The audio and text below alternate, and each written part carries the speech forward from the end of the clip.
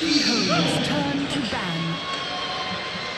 The one and only, it says on their logo. Well, they've got one. They need two, though, to go through to the semi-finals and reach the top 6 for a guaranteed prize pot of $1.2 million. And that's a minimum. We're into the draft for Game 2 between EHOME and TC. Team Secret's turn to ban. Secret is like having, they're removing the corp once more. I believe they did this as well in the last game. Secret or Radiant and first pick? Both the games, right? The last game they were first pick as well. Interesting. They opened with the Shadow Fiend. That's that's very unusual. It is, yeah. Yep. But I think between 2/3 and 75% of the games in this patch have been played. So that means EHOME prefers Dire because they. Yeah. So now the Winter River ban is very smart, obviously, because they're going to force EHOME either to remove the Shadow Fiend and give them something else, so the Gyro or whatever they want to grab, or take the Shadow Fiend themselves. I mean, no, it's not going to happen. They're going to first pick SF and they won't have Winter River, and it was EHOME's main answer to it, apparently. I wouldn't be surprised they first pick SF again. Yeah. So it was a good play from S4, you know, with the ban pick, you know, mind game. EHOME probably have something up their sleeves, you know. If they let it through and they decided to ban the Naga, or maybe they just got caught off guard, which could also happen. Could be like Gyro plus Dazzle this time around. No. Oh wow. It's okay. Team fight again, so they are very team fight centric focus once more with their heroes. That is interesting. It's very early Darkseer. Yeah, certainly one of the signature heroes of ROTK throughout his career, but not a hero that we see too terribly much of. I really like that Secret went for the same first pick. You know, I think it shows a lot of confidence, and that's definitely what they need. If you're a Secret fan, it's gotta feel good. So do you think that they will follow up with the same support, Dazzle once more? Yeah. I think it's a good pick. I think another option open to them is like if they don't want a team fight versus EHOME, they can also just go back to their Wisp strats and just kind of split around the map. I think a big problem that they had last game was not being able to push out lanes and not scaling well. And with Tiny and Wisp, or Wisp +1, I think you eliminate both of those problems with one hero. Wow. Okay. That was quick. Okay, so this is one of the more unusual drafts that you're going to see out of Secret. This will almost certainly be an Arteezy Anti-Mage, and then S4 taking over on the Shadow Fiend. So if Secret wins that game, that means we're going to see later in this tournament some first pick Anti-Mage, which happened already at TI, but it's not the funniest thing ever because you get an Anti-Mage in every game. But I mean, it's very risky from them to pick Anti-Mage that early because now EHOME can set up as much as they want. The only weakness EHOME has in their draft is that, you know, if you want to like go aggressively and Anti-Mage and pressure him, then you have a Darkseer safe lane, which isn't necessarily the best use you can do of Darkseer. Like, especially on the Dire side. safe lane is pretty good. It's better than Radiant safe lane for sure. Yeah, definitely. You're gonna farm the camps as well, but I don't feel like Darkseer is one of those heroes that's really good at safe laning.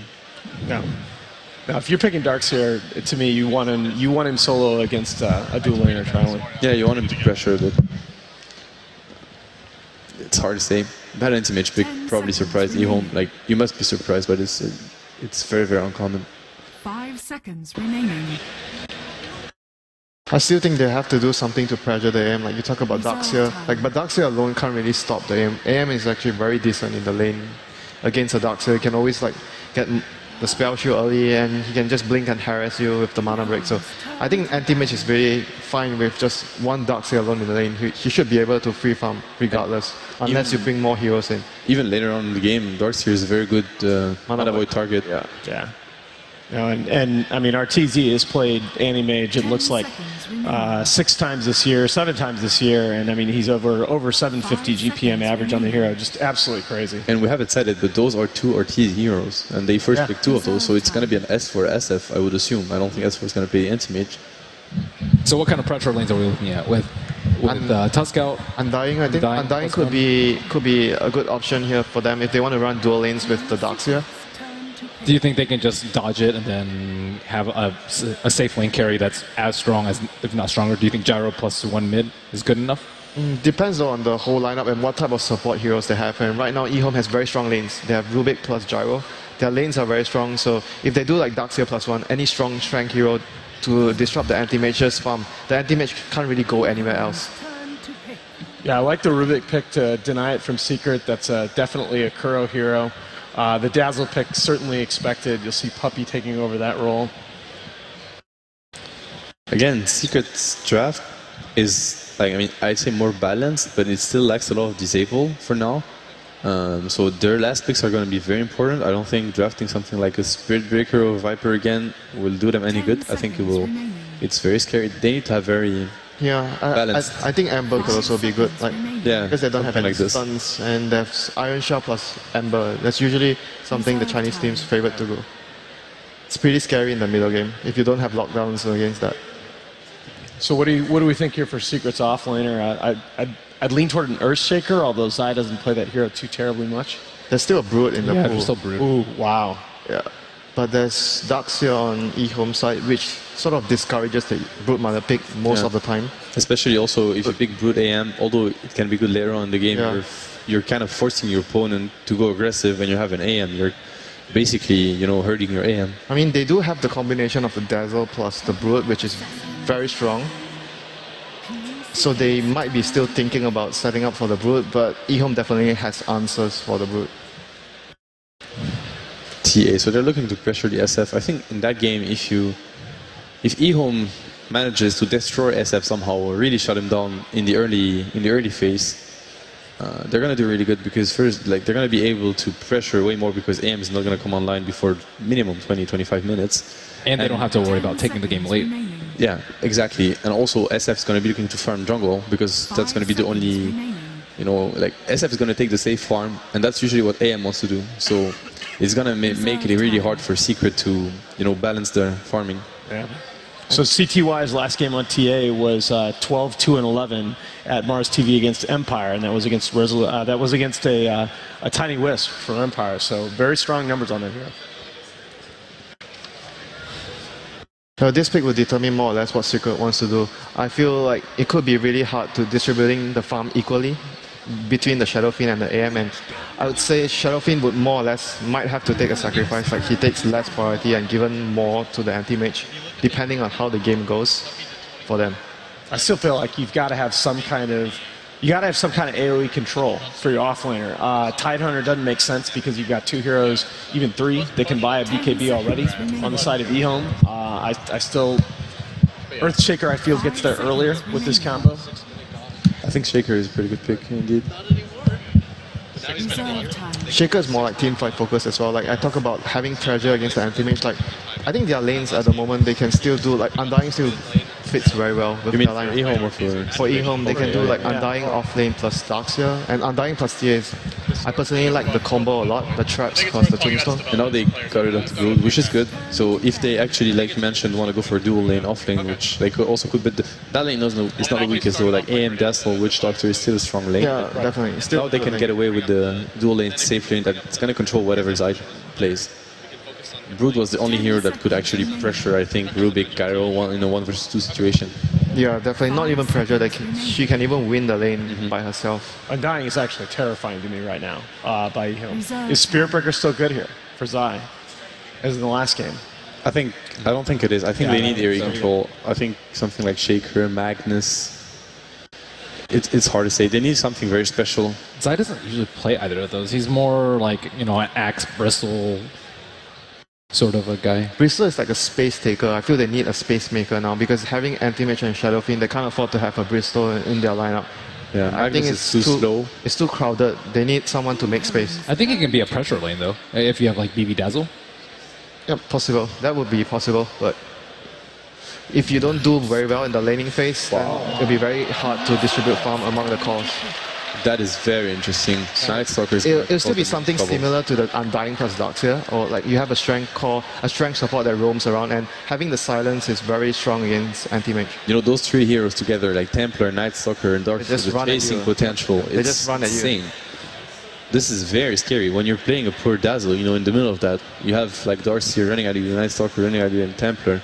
10 seconds. And you can't see anything. How do you position yourself? Yeah, and Witch Doctor and Dazzle is very vulnerable towards the Night Stalker this game. This is going to be very scary. If they can actually pull it off, I mean, if the 4-position Night Stalker with early Ags is just so devastating. I mean, it's not only that, you know. Gyro, the mid-game damage output alone. The Darkseer can go jungle and leave the lane towards the Night Stalker, so they have like some form of synergy as well between the lineup where Night Stalker would have a lane to go to and I have to set say, experience. to me, that is again a flawless draft from ROTK. It's very balanced. It makes a lot of sense. There's a lot of synergy. Yeah. It's very good early game, late game. They have strong lanes.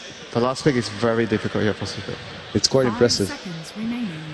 And they're down to 3 seconds. Goodness gracious.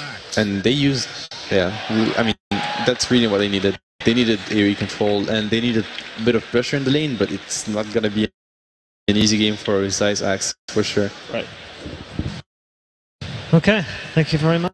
And we are heading into our second game of our second series of the day. The last quarterfinal of the upper bracket. Is it about to come to a premature end for Team Secret? We're about to find out. Let's go back to the commentary team. Ladies and gentlemen, welcome back. We're live here at Key Arena. I'm LD. I'm joined to my right by Blitz. Blitz, a lot we want to talk about here as the draft concludes. EHOME, very balanced, very versatile, leading 1-0 against Secret. I do want to follow up on what the analyst talked about, which was that EHOME prefers the Dire. That is true, but they not only prefer the Dire, they prefer it over first pick. They actually had selection this game, and they still go Dire. Yeah, on the flip side, we saw Secret. They had the option last game. Instead of first pick, they opted to go for the Radiant side, so both teams get what they want. And I guess it brings to mind CDEC as well. Another team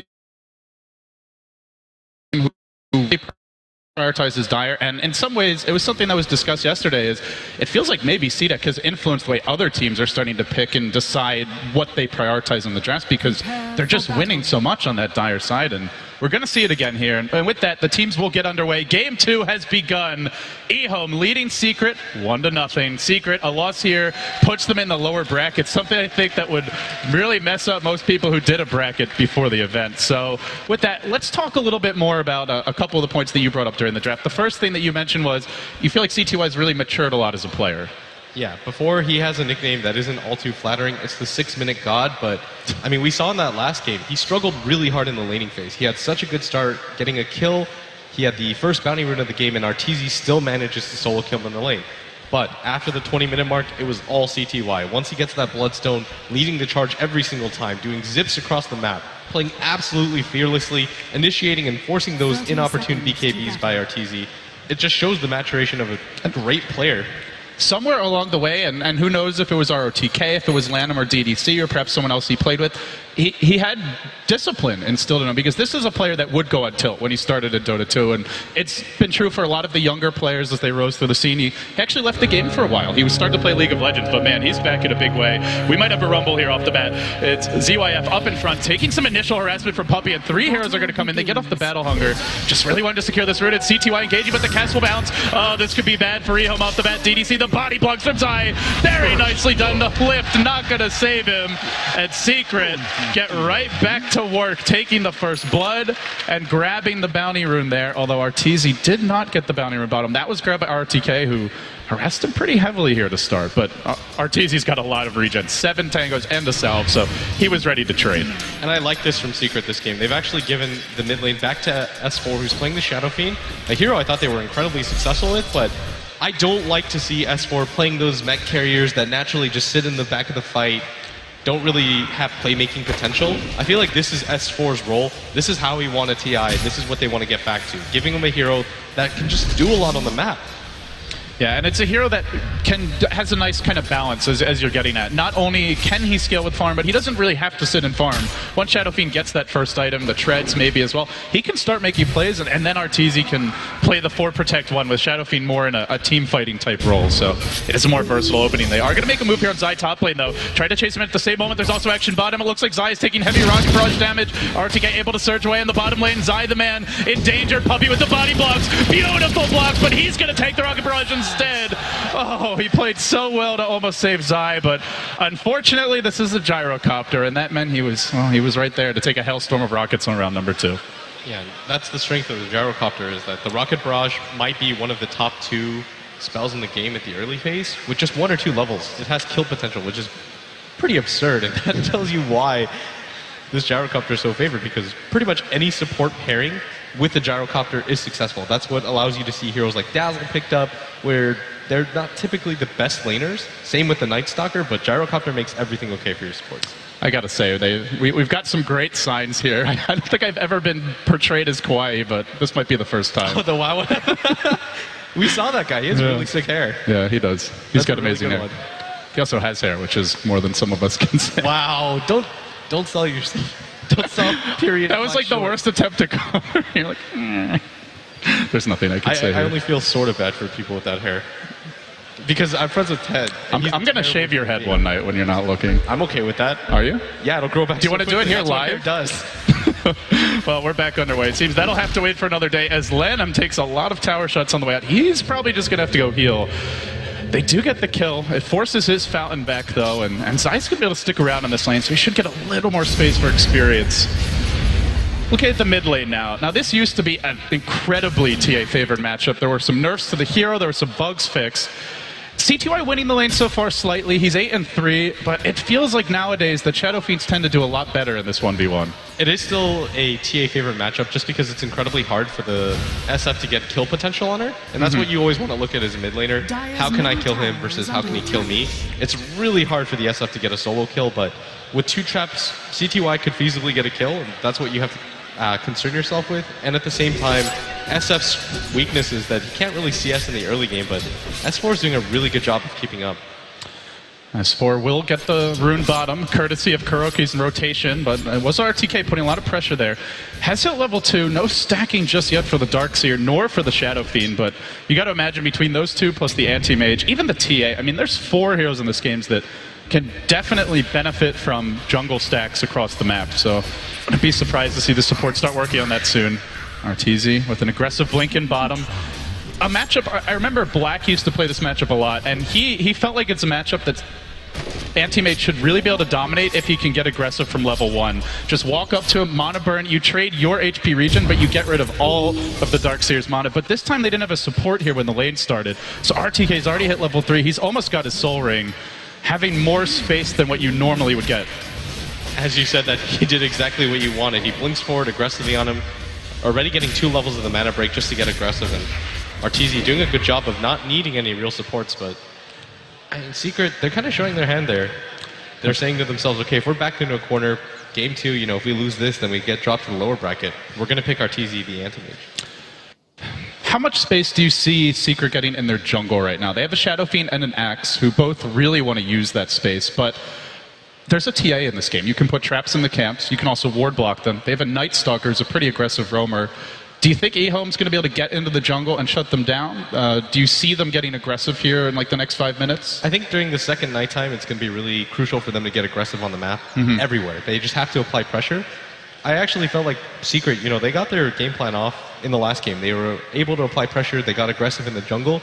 It just took that one terrible fight where they have track, you've got a Storm with the Bloodstone, but those things don't exist this game. And I feel like EHOME kind of read their strategy correctly this game as well, and they're saying, okay, we have to apply pressure. We can't just let Secret get comfortable, take our own jungle, and then slowly just kind of throttle us to death. We have to get aggressive.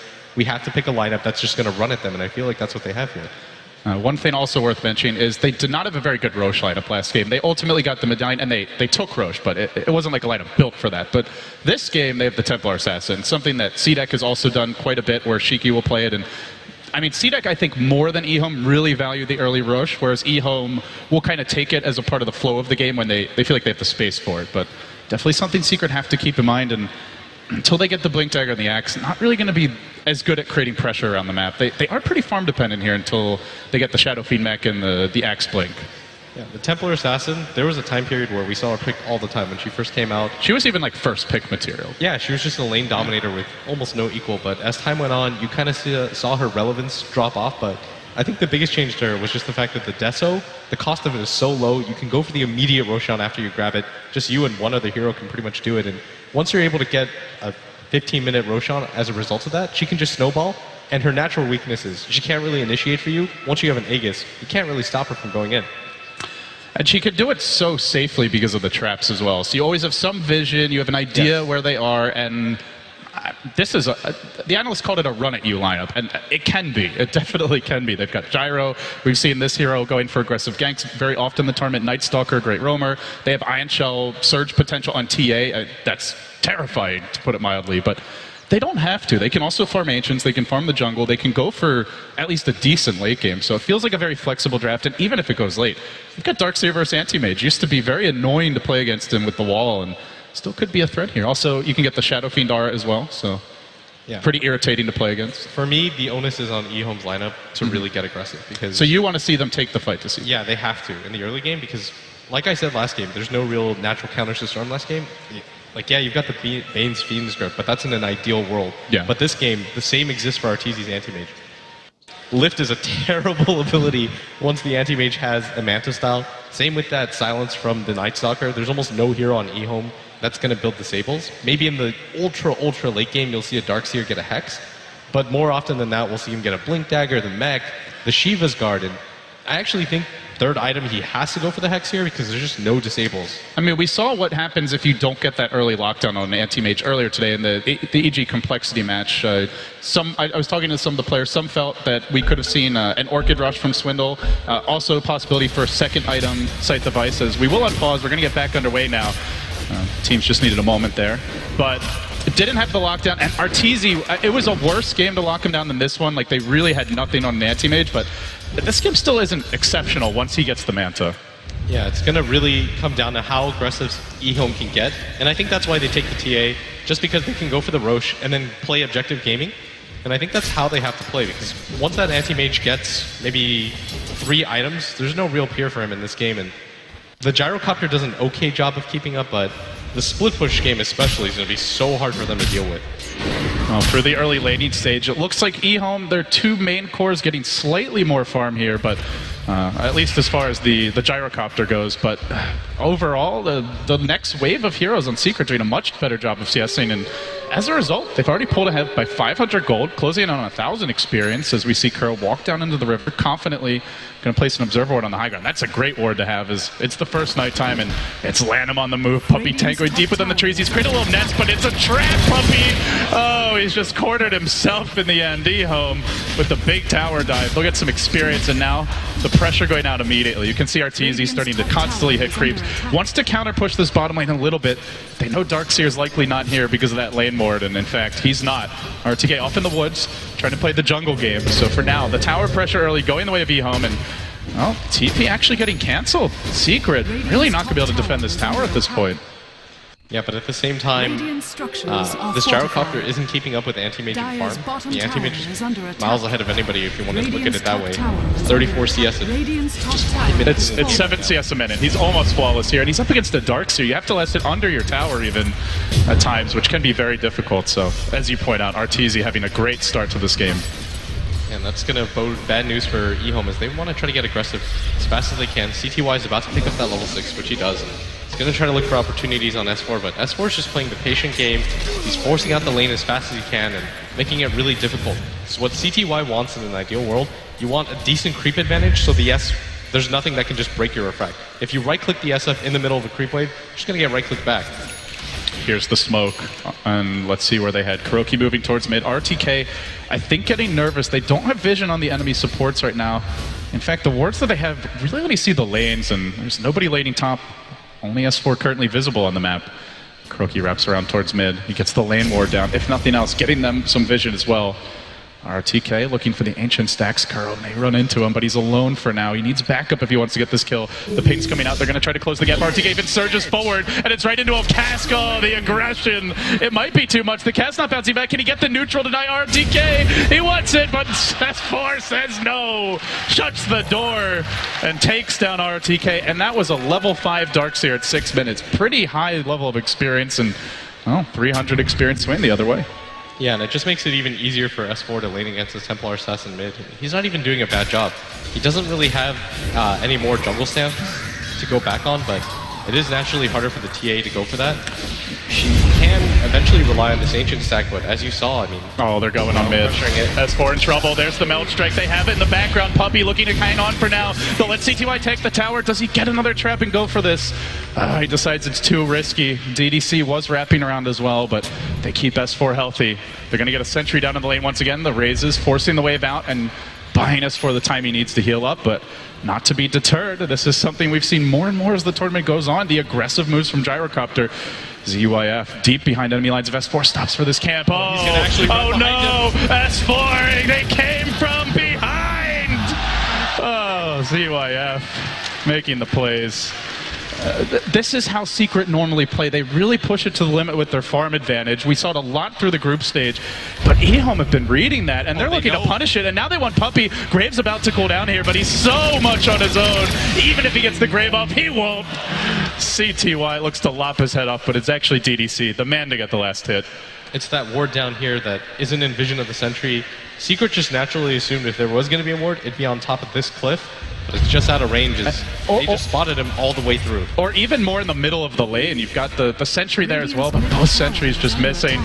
And they're chasing a bit for more. Uh-oh, Kuro in danger here. The cast bouncing. Beautiful bounces from Kuro, but a follow-up trap, and they continue pursuit. In comes the anti-mage. RTK fairly low on money. He's going to surge his way forward. Still healthy in terms of HP, and they silence RTZ. Can they focus some time? 5 seconds to go. The Grave, I don't know if it's enough. He runs the other way. Last auto tech, and they get him to blink. He makes it.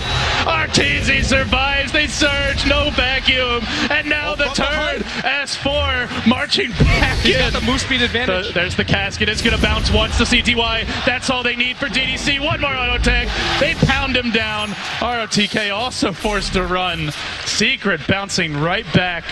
They could have gone for an easier support kill, but they thought they had the bigger one. That juicy anti-mage and the well-timed Grave and the Blink just cooling down. EHOME, they get thwarted in their effort for the bigger kill. And that was perfectly timed, and if they had been successful with that, they could have denied RTZ a lot of time, could have made it incredibly hard for him to get back into the jungle, but with that play, all of Secret rotating down just to be able to protect their anti-mage and that jungle. The Grave was perfectly timed. RTZ waited out that blink for as long as he possibly could, managed to TP out at the last second instead of just running away, which I think was the correct decision. But CTY is going to do some... They want S4 now. This one's going to be hard to escape from. Call down hits him once. He turns for the raise. He does bring RTK to a 3rd HP, but that's not enough for the kill. EHOME. Again, the Gyrocopter really showing his flexibility here, Blitz. He can do it all. He can farm the stacks, he can pressure towers way earlier than a hero like Anti-Mage, and he can also take these fights, giving CTY time to clear out the Ancients, and the Radiant squad actually had vision of this, but they just don't feel like they have the levels or items they need to engage. The big one that it's going to be a while, and the analyst mentioned that this would be a hard game for Zai. It really hasn't been a great one so far. He's level 6, but the Blink's still 1,600 gold away, and without that, it's tough for Secret to initiate. Yeah, what they're waiting right now is on EHOME to overextend like they did at that bottom push where they can catch them out, run them down, but I mean, that does rely on EHOME getting over-aggressive, and it's hard for Secret to really catch anybody out pre-Blink Dagger Axe. And I think that's kind of the weakness of their lineup. They have a lot of counter initiation, but their initiation game is incredibly weak, but they are putting a lot on RTZ right now. Because if this anti-mage gets incredibly farmed, they realize the type of position they're in. They can just play the split push game. He's done it before. He really has. We've seen a lot of impressive anti-mage games out of RTZ, and I would say it's probably the hero he played the most coming into TI as well in pub, so definitely something he's been practicing and expecting to use quite a bit here. Yeah, he ran into me in like 30 pub games or something like that, something absurd when I was on my Smurf. Well, every single game was anti-mage. That is what you get for being a dirty Storm picker. What a great hero counter. Press one button, kill Storm. Lol. Great stuff, RTZ. Wow. No salt here. Yeah, you're so salty. It's coming out of your pores, my friend. We just flame each other now whenever we pick heroes. Yeah. Well, you're hero pickers, so you both. You gotta be a random player nowadays to get respect. Yeah. And even then, if you random a good hero, you lose the respect. You have to random bad heroes. I just happen to random Storm a lot, but EHOME right now trying to put pressure on this mid tower. CTY here by himself. Kuro's gonna There's go the cask. It's not gonna bounce at all though, and with that, any chance of a kill is gone. And it's about to be, it's closing on that next nighttime. May see some moves coming out from EHOME. You can already see the more aggressive trap placement in conjunction with these wards, and actually a very unique one in the trees here near the Radiant Tower mid. Not something you see often, but that's a cool trap to see a support trying to back somebody up, and As you said, Secret, they want EHOME to come to them, and what do you know? EHOME are coming to them, but will this end the way they're hoping? That's the question that remains to be seen. Yeah, and one of their crucial disables, maybe their only real disable, DDC, is at this top lane right now. It's not easy. He wants his level 6. He really does. There's the trap coming in mid that denies there. S4 with a good start to the fight. TP's going to come, but Calldown was ready for this. Arteezy runs away. It only connects on Kuro, and now they pound it inside with the Rocket Barrage. Almost half his health gone. Lanham surrounded, though, in between two. Not that tanky anymore. Even Arteezy going to get involved, but this leaves S4 to the Wolves. There's the Grave. Well placed. A cast that bounces beautifully. The wall zoning some of Secret back, but Arteezy rushes in. He tanks the Rocket Barrage. He's got to blink away and blinks to the south. That leaves Zai to be left for dead, and hope he collected in the end by CTY. Oh, they found Kuro. He's way in deep. He does have a teleport scroll. Lift is ready, and they've also stolen the cast. So they've got 2 ways to stop the TP. They'll start with the lift, and that's all they need. EHOME, it just feels like they're the stronger fighting lineup right now. A pretty decent engagement from Secret, but just didn't have the firepower. Yeah, this is not where Secret's game is strong right now. They have to just get Arteezy that Battle Fury so he can decide to split push, but right now, EHOME, they're perfectly content with taking that trade. Even with losing that Night Stalker in the early game, they're perfectly okay with that because it means that Secret are more willing to engage and commit to a fight, which is what they want. They have 0 disables. They've got the Rubik lift, that's about it. So they have to have Secret, Secret has to be a willing dance partner for EHOME to get anything done. It's been a battle of vision really in both games, but this game, it feels like Secret is falling behind in the vision department here. They've only got 1 ward on the map, still every Dire Tower alive. The traps and deep wards continue to pile up, and you just toggle the Fog of War for EHOME, they see almost the entire Radiant Woods, and their own Woods a bit less vision there, but they've got the towers up, so they've got control, and now they'll grab another tower. They also get their own mech, this to match what S4 has. So when it comes to team fight, EHOME are ready to rumble. They're moving on towards mid. Arteezy looking for split push, but he's not the Shadow Fiend type of hero that can quickly bring down a tower. He's going to blink into the enemy woods and just wants to keep the farm up. He knows the Battle Fury is the key. Slow the game down and buy time, but guess what? There's vision. It's on Puppey, and swarming in is EHOME. They may even run into Arteezy here. He blinks out. Oh no, Arteezy, this could be a devastating retreat. Oh, just gets out of range of the call down. Can he make it out? Puppey, he'll be the man left behind for now. S4 not even going to try to help him. Death by the Fade Bolt. They still hold the level 4 paralyzing cast. Will they find Kuro? The TP out? He'll make it. No vision on him, but the pressure mounts bottom. Arteezy, oh, 43 HP. Now Kuro, even when they survive, it's only barely. He wants this Battle Fury, but the pressure on the map is there for EHOME. Yeah, they've got wards in their own jungle. That sentry to follow up too. It's pretty surprising that they decided to place it there, but clearly it pays off because they know if they're pressuring Arteezy's jungle, he's just going to rotate to theirs. So they're placing wards in both sides of the jungle just to make sure that the Battle Fury is slowed down as much as possible. And even if he gets to the Battle Fury, they want to be able to pressure him and just force him out of whatever section of the map he feels comfortable in.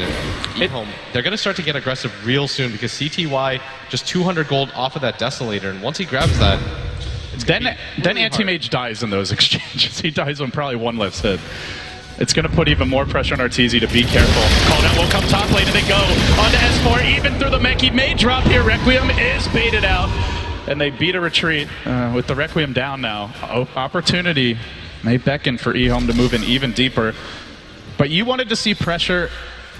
They had a lineup that could rush in and put a lot of pressure on the map blitz, and we are seeing it through vision, through hero movements, through smokes, and again they're moving forward. Onto Kuro, back into the creeps. Cask is going to stop this. Maybe Zai can turn it around. He's looking for the call. He's almost got his blink. Can't quite find the opening. So we'll see Arteezy also forced back. Battle Fury calling his name, and he is going to get it along with the blink, but he's still got to farm that next item before he really comes online. In fact, they expect him to be at this camp, and Lanham is right about it. Arteezy silenced, quick TP out. What a reaction, but not enough! CTY slams the door with the Deso, and we see the Anti-Mage, not the most combat-worthy hero this early on. He's just not getting the space he's accustomed to. Now the blink forward, Zai trying to throw DDC back, throws at the Battle Hunger, he retreats, but good luck, my friend. Calldowns there, maybe. Should take down to this. No, the people, don't tell me he lives. Don't tell me he lives. No mercy, he's dead. But that's just a Rubik. It's not too big of a deal, and Secret, they do respond and finally get something off the map, and Arteezy, he's still a little bit further than away from the Battle Fury than he wants to be, and EHOME showing themselves on the map just so CTY can go for the solo Roshan. Finds a really fortuitous ED rune at the same time, and This is going to be such a huge experience lead and farm lead for him. And that's almost the blink as well, if he wants it. And once he gets that blink, it's going to be a guessing game for Arteezy, because if he misplaces his blink, CTY is going to run you down and pretty much two-shot you. And he still doesn't have the Battle Fury. And I mean, the risk is, the issue is, if you hold the blink, you start to lower your farming speed by a substantial amount. At top, Zai's ready for this. They're looking for the jump in. They've got the blink call. It's on to ZYF to go. The death ward to follow, but instantly canceled by RTK. Medical assistance has arrived, and they're going to turn it. EHOME now hunting for S4. The TPL will be canceled. No void. They got him. He's down as well. 3 crumble. ROTK, the man of the hour, saving his team and turning the fights. And Arteezy now, he'll be pushed off the lane. He's not going to be allowed to farm. He still doesn't have the Battle Fury. It's on its way now. Boy, he's going to have to dig deep if he wants to turn this back. It's not even really the individual stars from EHOME that are really making a difference. It's their supports. This ward allowed them to see the Axe jump in. It's made such a huge impact. That's twice now that they've set up a gank using it. The first time they get Puppey. The second time they get 3 heroes out of Secret. And this ward, it's all about the vision nowadays, as you said earlier on in this game. And it made all the difference in the world, because EHOME, they see that their gyrocopter is going to get initiated on. They instantly rotate 3 heroes to back them up. They correctly guess that Secret are going to get aggressive, and the turnaround potential for them was huge. And it's such patient aggression. We see CTY melded bottom. He's very strong with an Aegis right now, but he doesn't immediately jump on Puppey. He waits until he walks close. He sees their support there from Zai, and then he backs. And that's really been the maturation process that you talked about, that he doesn't overcommit whether he's ahead or behind. He's a more calm player in general now. That's Secret's turn. They want to make something happen. Puppey on the smoke. Maybe they get DDC here. There is a ward. Saw him walk by towards the Secret shop. He's found an interesting nook here to try and hide within. They know about that nook. DDC, welcome to your new home. It's called the Well. Zai with the dunk. Yeah, finally Arteezy finally finding that farm time. He's already almost level 12. He's finally got that Battle Fury. Once he gets his Vlads, he can pretty much stay on the map for as long as he wants. He can do the jungle camps. And I mean, we've been talking about EHOME all game, and yes, they have been playing a really dominant game, but you still don't really have the best counters for this anti-mage. You don't really have the best disables, only the Rubik Glyph. It doesn't last for very long. The Night Stalker silence is not an opportune silence. He can just man-hit it off every single time, and it's going to get hard for them to keep up with him.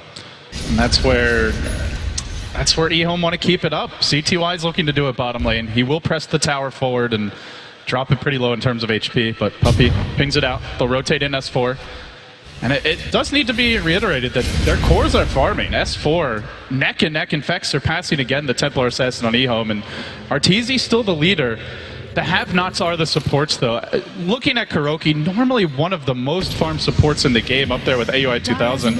And he's doing a decent job, but this lineup needs a lot of space, especially for the 2 main cores. So it's going to come down here to positioning, it feels like. Puppey and Kuro, not quite as much to work with item-wise. They got to do it just with sheer savvy and veteran wit. In all honesty, it's just the warding. ROTK, he has a gem that he picked up himself, so it's incredibly hard for Secret to keep up wards on the map. And so Secret, they're just playing behind their cores, kind of playing the guessing game like you said, whereas EHOME supports are pretty much willing to go wherever they want because they have full vision, they can wait for the counter initiations. They're playing with full information right now, whereas Kuro and Puppey, they're playing the guessing game. You saw it at top, and here in this mid lane, they have no idea this is coming in. They're going. They're on to S4. The back's there. The call down to follow. He's completely surrounded. Doesn't even get up a spell, but the grave. It allows for a Requiem to turn this. And on to RTK to go. The Death Lord keeps on going. CTY trapped in the trees. He's got to get out and help the team. They lose 2. Oh, the Blink will cool down, but the damage is done. And Arteezy says, wonderful. I'm going to cut the wave top. This tower will be mine. So much space. A lot of it feels like it came down to CTY getting caught in the trees. They couldn't do anything for the whole Death Ward. Just such good placement and play by Secret there. And the problem is for EHOME's lineup, it was like we talked about last game. The reason why we were talking as if EHOME always had a chance was because there was no natural counters to the Storm. It's the same thing for the anti-mage this game. And the disastrous thing for EHOME's lineup is they can't really make those mistakes. On paper, it's, okay, we traded 2 for 1, at least we got a core, but it's more like we committed 5 heroes to a fight, and the anti-mage was farming the entire time, and all we got was 1 hero. And boy, is he farming. Suddenly it is up. He's still 30 CS up on his Templar Assassin, and now he's got a haste turn. He's going to blink in mid, looking to clear out the waves, and the pressure just begins to mount. The tower, tier 1 still up mid and bottom. That's something RTZ will definitely have his eyes on. Now moving towards the enemy ancients. Oh, this is a big stack. They can't allow him to take this. Is he going to chance it? You betcha. Onto the ancient stack he goes. RTK's in position on the high ground. This is going to be. He sees this. RTZ, got to be careful. He's back into a silence. He can't blink. The greed, it costs him now. EHOME get just about every creep. Oh, they just saw him and they knew. They knew what he wanted. That really hurts the economy. RTZ thought if he sees the Night Stalker coming, he can just blink out, but it was that play by ROTK to drag him back with the vacuum, cancel the animation, unable to do anything as they're just flailing through the air. And it's nighttime as well. The vision just isn't that great for an anti-mage. It was a huge high-risk, high-reward play, but EHOME completely punished him for it, and RTZ can't afford to die like that because he's the only hero on the map that can go around and pressure like he is right now, but chancing it for that ancient stack wasn't enough, and CTY just continues to farm level 16, no BKB on him, decides to go for the Yasha, and this is a huge glass cannon build, but he already does nearly 200 a hit with the Deso. Radiant's bottom tower is They under attack. don't have the best damage over time here. There's a level 1 battle hunger, no points in poison touch. So there is potential for TA to get a little more aggressive in the item build, it feels like. Radiant's bottom tower Secret. is under attack. They're going to need to rely on the team fight. They got to take them down together. They can't try to fight the TA 101. Nobody's strong enough. Maybe your late game anti-mage can do it when you get to like an Abyssal Blade, Butterfly type of level of farm, but he's not there yet. But he goes back to what he was doing before he got picked off. RTZ into the top lane, and the Secret game plan's pretty much going to continue the same way. Keep on pushing with the AM, hold with the other 3-4. S4, maybe poke your head out to hit a couple of creep waves. You may even have to rat it already into the trees. And EHOME, no, this is the game plan for Secret, and they've been mostly prepared so far, and they're just waiting for him to show his head. There's a lane ward here top. Secret, they've not seen anyone from EHOME just yet, but RTZ is just biding his time. Now CTY will show himself. That alone is enough to discourage him. Are they thinking about a jump on CTY? This could be very bad for Secret. They're waiting. They're still waiting to get vision on somebody else. And they're not going to find it. CTY off into the jump. The rest of Secret do smoke, and they head towards top. Oh, they're actually going to spawn him out. They're going to go for this as fast as they can, and this should be a kill for Secret. Now CTY returns fire. Gem hits the deck. Sly tries to retreat with it. He survives with 10 HP. So low, but the turn. RTZ also almost dead. There's a blink in 3 seconds. RTZ's going to have his own blink in 1. Does he get the instant blink? No, he misses on both. The back too late. RTZ heading back as quickly as possible. And now reinforcements arrive. They grab not only the Night Stalker, but far more importantly, the precious gem onto Zai. That was the real price of that fight. Taking it off of them, being able to get some map control back is fairly significant because the Night Stalker, not a huge kill, but it's the gem that came with him that makes that so worthwhile. At the same time, it just creates a little bit more time. EHOME don't want to get into 4v5 fights, and while the Night Stalker's on the deck, they're going to wait for him to be able to come back and pressure the map again, and this is going to allow RTZ to farm his own jungle for the first time in the game. It's funny when you put it that way, but it really feels like it's come to that. Still, more space. He's down about 3k gold here in the enemy core, but Yasha's coming, and the big item that makes him far more difficult to take down is not unreasonably far away. It's the Manta. But to match this economy, EHOME continue to stake their own Ancients. They've been very consistent about farming these as well, and as a result, they're able to hold steady with the 8k, more like 9 to 10k gold lead, it looks like. Puppy also looking to farm his own with the medallion. Big item out now. It's going to be a blink on RTK. And the combo potential is there. Call down. You've got the side blades that can splat through. Maybe DDC steals a Requiem. That would be a dream if he could pull it off for EHOME. For me, it just feels like the Death Ward from Kuro is going to be the huge game changer. We saw it in that last fight where he was able to keep it going the entire time. It was a large reason why EHOME didn't want to continue to commit. He's now bought himself a Ghost Scepter. Going to keep him alive for quite long in these fights. Protects him from the TA, who normally just blinks in, melds, and then right-clicks him with Refraction. He's pretty much done for. Yeah, he two-shots you. So. Yeah, you need that Ghost It's Scepter. a pretty clutch item. I am a little bit worried about Puppy, but he always has that Grave to rely on, and it's going to deter EHOME from just going in on him.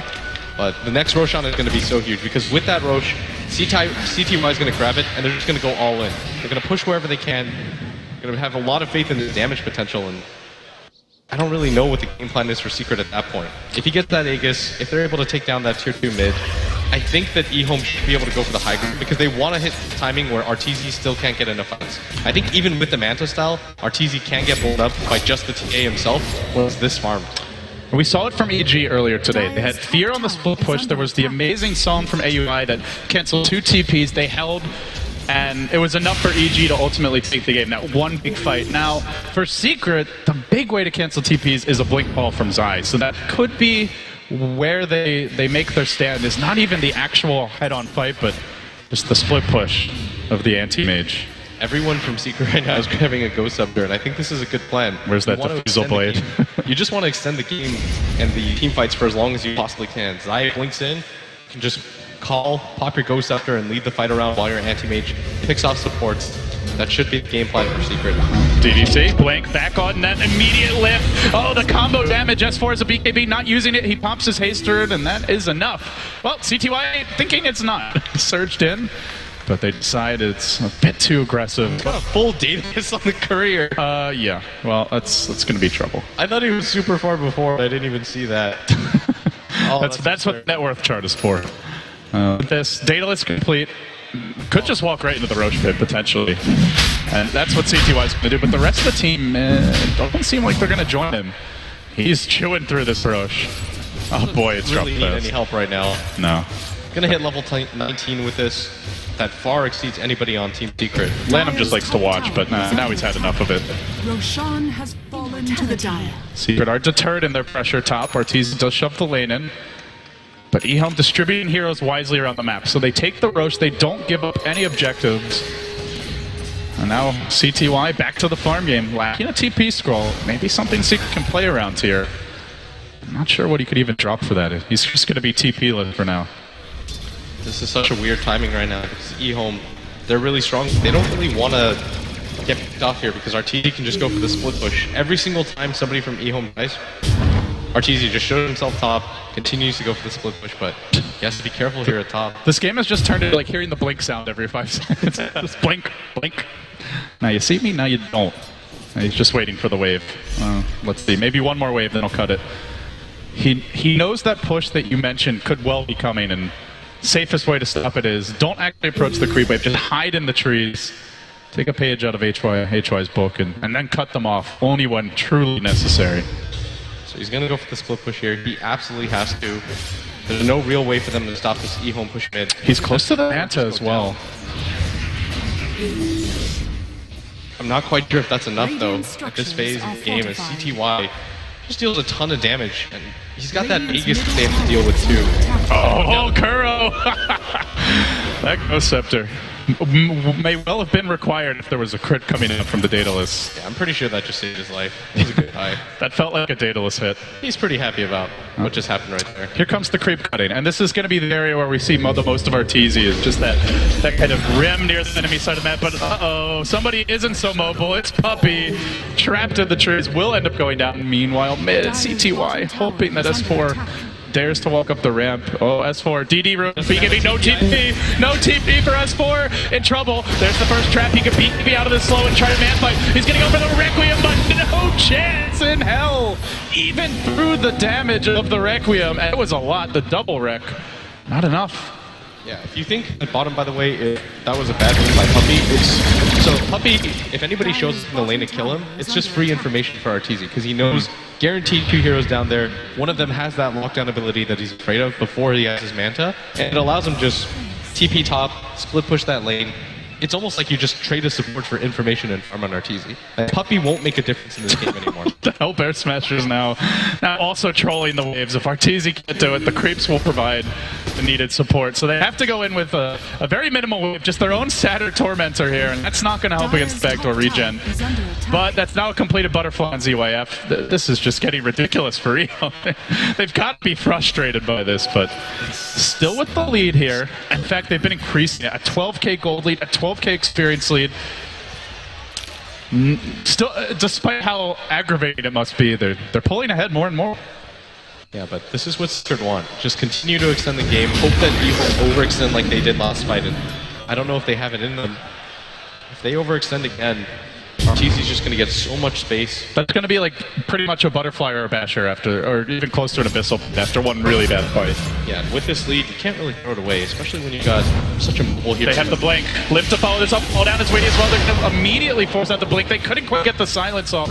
Arteezy could have manted it anyway. Zai finishing with his own blink call. He's not going to kick the urn, stepping a potential blink out. Now they silence him. Anti-Mage Illusions working on the carries here. Zion a bit of danger. S4 there to usher them away, but blinking forward. It's CTY the crit. Not coming out, but the back now. S4 graved a beautiful goal. And the deathward looking goal. Kuro with the damage. Not enough though. Now he's on the run too. S4 may also fall as RTK. CTY cutting off the path of retreat and executing Secret inside their own base.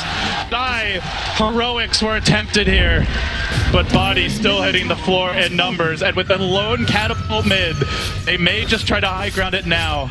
Oh, EHOME's just going to go for bottom. They want bottom right now. They realize even if S4 has a buyback, he can't really do anything with just 9 souls on it. The time grows desperate. Where does Arteezy go? If he goes mid, there's a tier 2. There's a glitch. If he cuts the way bottom, it's too late. There's already a gigantic wave in here. There's no Requiem on FB, no BKB, no buyback either. They only have a buyback on the Witch Doctor who's locking a death ward. Secret just trying to force cut the wave, but it's really not going to matter. They can't actually threaten Max here. They can't even threaten tier 3s. He blinks back towards mid, trying to prevent an additional lane of Rex from falling.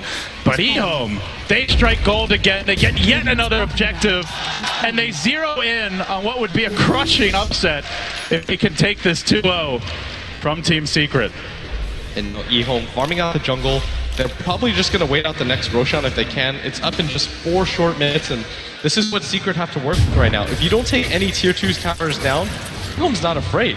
They realize, okay, we'll trade 2 or 3 creep waves for Arteezy for a Rax every single time. What Arteezy has to do is just force pressure on one of the tier 2 towers, take it down, so at worst it's trading Rax for Rax, but EHOME every single time deterring him. They save all of their tier 2 towers, so when they go for that death push, there's not a whole lot that he can do, and that's a free Rax for them, a 4-man team wipe to go with it, and CTY is just so farmed right now. He has a full MKB. No, do they even have a butterfly? No, that's just a preventive measure. Arteezy hasn't even picked up a component for a butterfly yet. Now, he could buy one, but butterfly, normally your go-to item to maximize the split push for the raw attack speed on your hero, and it does benefit the illusions a bit from the stats, but he's, I don't know. At this point, you're just not ban fighting CTY. That phase of the game feels over, barring an amazing team fight. What scares me more for Secret, Arteezy's doing his best to try to catch up, but S4 is just so underfarmed right now. It does look like he's got 6-slotted items, but they're just incredibly weak items. The mech has long outlived its usefulness. The Ring of Agala is the same. Zai making me nervous here. Now the Blue Blade. S4 slaughtered. He can't even make a move. Oh, Jesus. He does have the buyback, but it'll be with 11 souls. He even walks into this. He's going to try to start the fight. There's the 2-hero call. Mana Void! Mana Void! Oh, he does end up going down. 800 gold going Arteezy way. What a big fight for Secret. ROTK frantically scrambling. EHOME have to be nervous now. The call down comes in. Gyrocopter arriving and looking to hold the lines. Stand strong, men, but there's the Kuro Deathward from the high ground. Pounding into ZYF here. Back, turning it on Arteezy. Can he win the fight? He looks to blink, but he's got no manta. And ZYF bails them out. Now the blink. Ion Shell. Kuro down. Even with the most miraculous fights, it pales in comparison to the raw damage output of EHOME. And without even a second of hesitation, Arteezy insta buyback, purchases a basher. He won't have a second life for a very long time now. That's ZYF in a nutshell. CTY, that's the guy we're talking about, but he just sneakily runs in. He's like, I also have 20k net worth. Did everybody forget about that? If you watch this post games, it's my bad completely. We haven't really talked about the fact that he's 10, 0, and 10 right now. We've focused so much on CTY. It's just absolutely stunning. He's almost got a full... All right, he actually does have a full MKB complete. And I think Secret is in a similar situation. They all in to kill the TA without realizing there's just an equally net worth farm Gyrocopter waiting in the rear. And he was late to the fight, too. He got there like 2 heroes were dead. Night Stalker was on the run. The Darkseer was just trying to get out as well. And, oh, hey, call down, Black Cannon. Get the hell out of here. Oh, EHOME now. I won't have the Aegis for a little bit of time, but it's about to respawn, it looks like. Just a minute or so. And there's no anti-mage buyback. This means they can put with Aegis, with 2 ultra-farmed cores, and a Darkseer that outstrips the Axe and even the Shadow Fiend of S4. So basically 3 farm cores on like 1.5. And Secret are just going to have to play picture-perfect Dota with any chance of holding this. Yeah, and S4 doing his best to try to catch up, but what real items is he going to go for? He could go for the butterfly, but you've got 2 heroes already countering it before it even comes out. A Satanic could help, but then he'd be left with 0 damage. I don't really see what item he's going to get to really change this game. Like, he would need a minimum of 2, maybe an AC plus the Satanic. Then he would have the damage to back it up, but... Or at least to be a threat to the support, if nothing else, in these fights. Cheesy, he's he just got back. Oh, he's thrown to the low ground. That's pretty fortunate. Now the turn. Arteezy, 1 auto deck blinking out, but it's Zai who's left behind. Zai in a bit of trouble. Can he make his way out there? The Ghost Scepter desperately hanging on, but going back in! Arteezy! He charged in again. It'll pay with his life, with no Arteezy.